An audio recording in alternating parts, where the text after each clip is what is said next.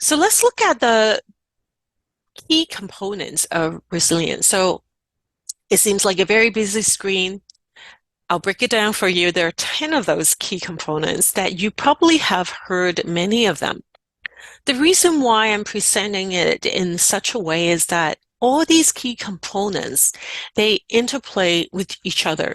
One influences the other, one enhances another. So there might be areas that you have already built up quite good on, perhaps on self-awareness, perhaps that you have the mindfulness practice already.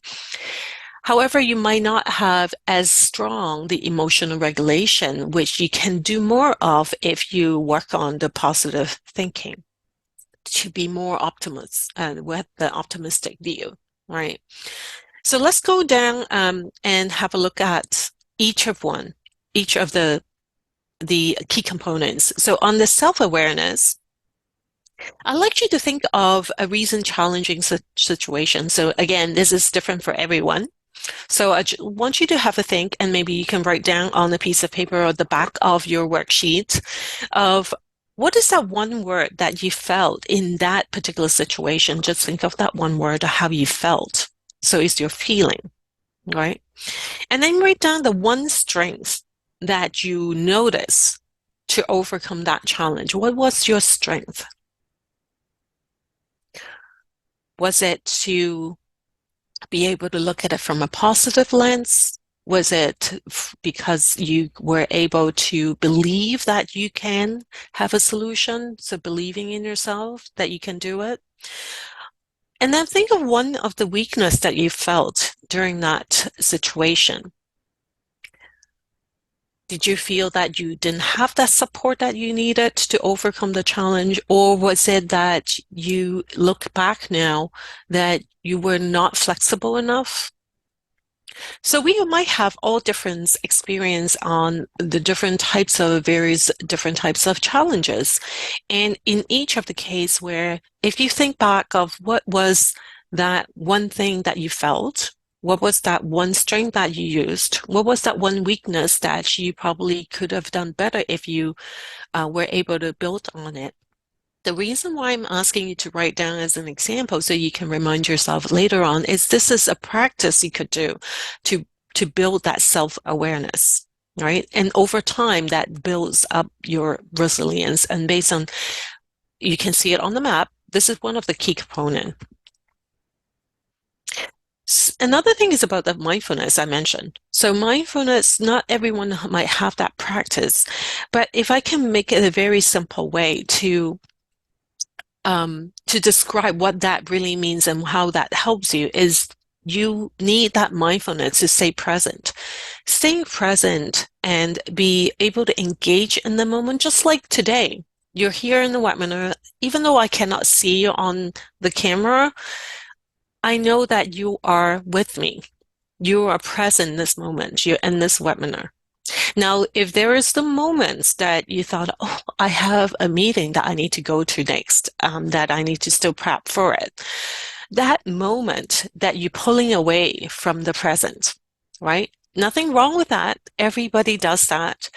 It is just to have that awareness that the more we build our mindfulness, that we can be more present, it helps you on the resilience as well. So one of the ways to build mindfulness is to use breathing exercise that we can talk more about that later on as well. So have a check-in whether you are present and every now and then just check in with yourself, think, okay, am I here or is my mind going somewhere else? The third one is about emotional regulation. As you see, they get influenced and supported by the self-awareness and mindfulness and positive thinking.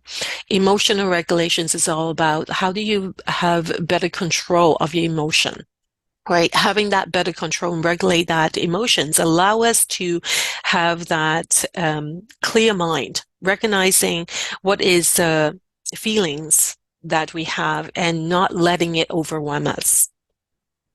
So if you think of like a stress stressful situation, whether it's like when you were commuting to work, that the traffic was bad, that you just triggered that emotion that you feel frustrated, like you couldn't get to where you wanted to be. So think of that last, just very fresh memory of a stressful situation and put down on paper of 1 to 10 as a scale, 1 being that you are have no control, like you just lost it, right? Or 10 is that you have really full control. So, stay calm. I know how to handle that stress.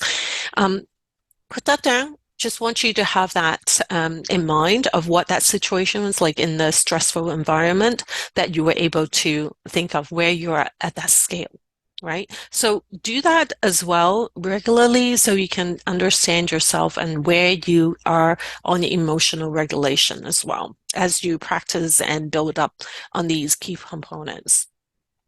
So optimism, of course, that is all about staying positive, right?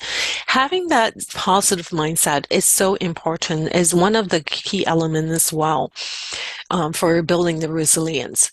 How do you do that? One of the ways that it really is about gratitude journaling. Write down things that you're grateful for. So a practice in the morning that you write down even just one thing, what you're grateful for today. By the end of the day, before you finish and lie down and rest, write down what have you been grateful for the day.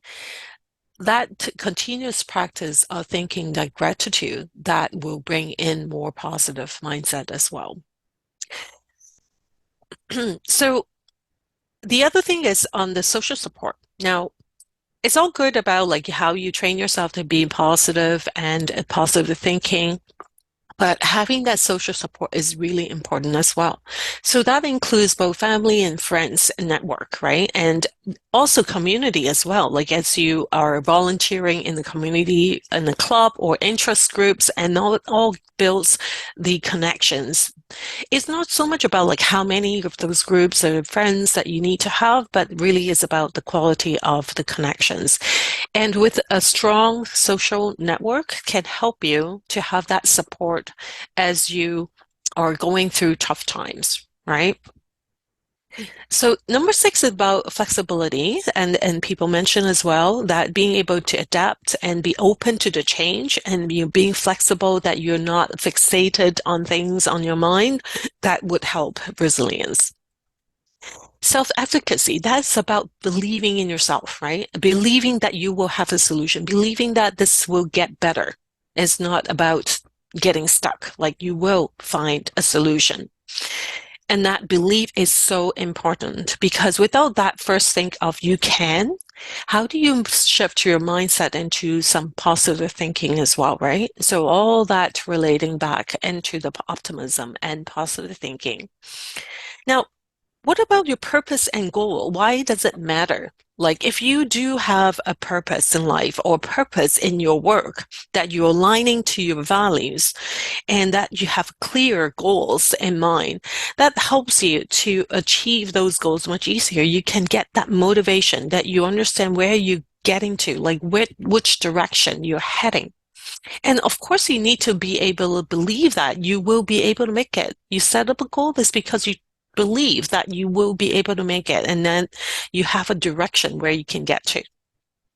The problem solving skills is really a combination of the emotional regulation, the optimism, and you have that practice of self-awareness, everything that comes together, and then know your purpose. You will allow your mind to expand and have those creative ways of solving problems. The last but not least is about physical wellness. Everything that you do will link it back to the physical health. So your emotional stability, your mindset, how you get support from your social support network, that all can also impact your physical wellness as well. These are the key components that helps us to create that resilient mindset, right? And also to enable you to bounce back when you face challenge and be able to go beyond. So you can learn from that experience and go forward, right? Going into the future with a better mind with a better ways of solving problem, a stronger mindset.